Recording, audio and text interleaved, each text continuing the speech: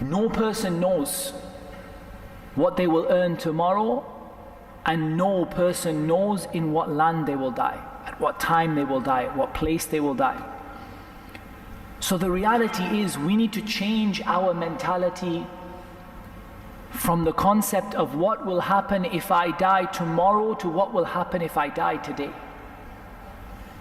And I'm going to tell you in a minute the hadith of Al-Bara ibn Azib radiallahu anhuma with regard to the moment of death. But just before we do that, I just want you to imagine. You know, it's hard to imagine you'll die in a minute. It's extremely hard to imagine. But just imagine that you died in the night time tonight, and that there's no more Fajr, Salatul Fajr for you. When the adhan of Fajr comes, you already passed away. You died today. Just take a second to think for yourself. Where would I be? Where am I? What am I? What did I do? How was my last prayer? How did I stand before Allah? What did I spend my time with? What was my last hours and minutes doing? What were my last words?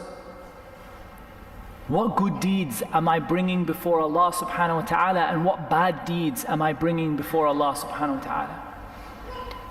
And I think that if you think of this, it opens your mind to a whole different realization, something which perhaps none of us thought of.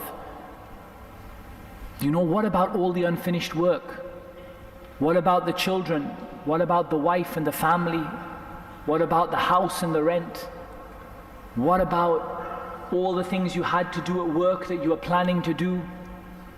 You know, sometimes you have to think about the dunya to make you think about the akhirah, because this dunya is insignificant. What happens to your house is insignificant.